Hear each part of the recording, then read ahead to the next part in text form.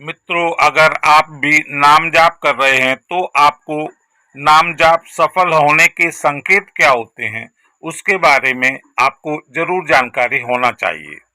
मित्रों, नाम जाप करने वाले को अपना आत्मचिंतन जरूर करना चाहिए, क्योंकि जब तक आप अपना आत्मचिंतन नहीं करेंगे तब तक आप प्रभु की कृपा के बारे में समझ ही नहीं पाएंगे और आप सिर्फ नाम जप ही करते रहेंगे।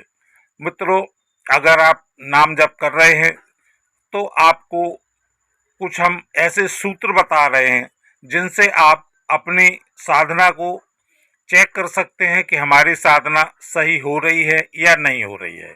मित्रों, वीडियो बहुत ही इम्पोर्टेंट है, इसको आप लास्ट तक देखें तभी आपको पूरी बात समझ में आएगी। मित्रों, नाम जाप का पहला सफल संकेत ये है कि आपके चित्त में शांति आ जाए।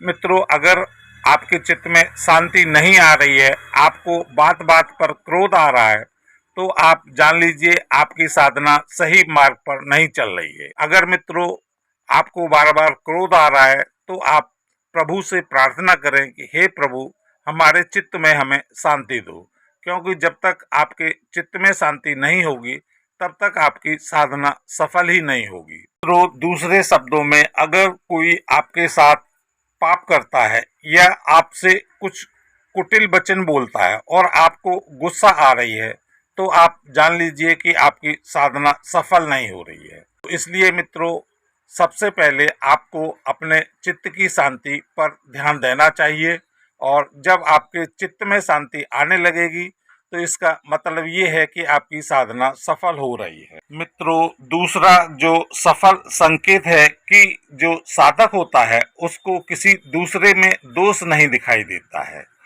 क्योंकि मित्रों अगर आपको किसी के गुणों में दोष दिख रहे हैं या आप किसी दूसरे के दोषों का श्रवण भी कर रहे हैं तो ये भी आपकी साधना को नष्ट कर रहा है।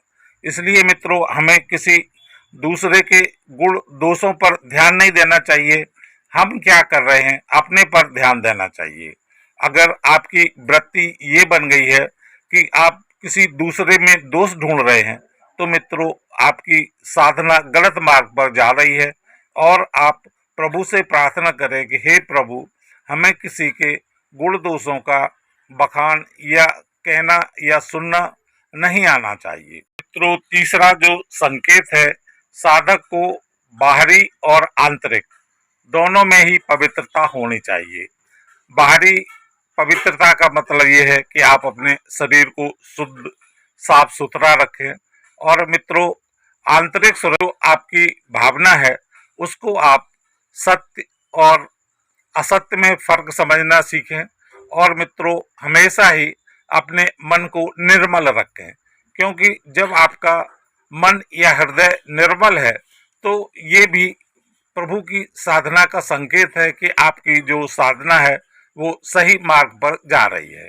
और अगर ऐसा नहीं है तो आप अपना आत्मनिरीक्षण करें और समझें कि हमारी भीतरी और बाहरी जो पवित्रता है वो हो पा रही है या नहीं हो पा रही है।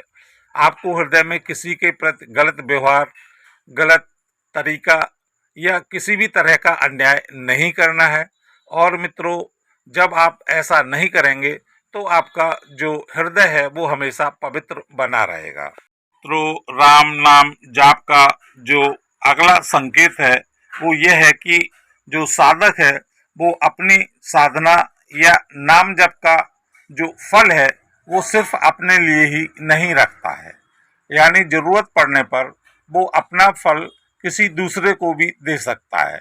अगर ऐसा नहीं कर पा रहा है तो ये भी उसकी साधना का सफल संकेत नहीं है। मित्रों, जो नाम साधक होता है उसका उद्देश्य होता है सर्वे भवन्ति सुखना सर्वे संतु निरामया, यानी सभी लोगों में जो उसकी दृष्टि होती है वो समदृष्टि होती है। इसलिए जो साधक है उसको सिर्फ अपने लिए ही नाम जप नहीं करना चाहिए, उसको इस संसार के लिए भी नाम जप करना चाहिए। तो ये मित्रों जो व्यवस्था है ये आपकी भावना को दर्शाती है कि आपकी भावना क्या है।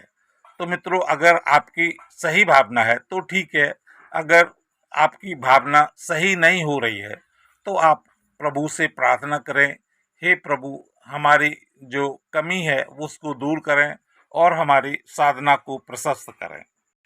मित्रों, जो अंतिम सफल संकेत है उसमें साधक को अपने भजन से अपने लिए कुछ नहीं मांगना चाहिए, क्योंकि अपने मांगने के लिए उसका जो दैहिक स्वरूप है उसके लिए वो मांगेगा, और जब देह के लिए मांगेगा तो ये विषय भोग हो जाएगा।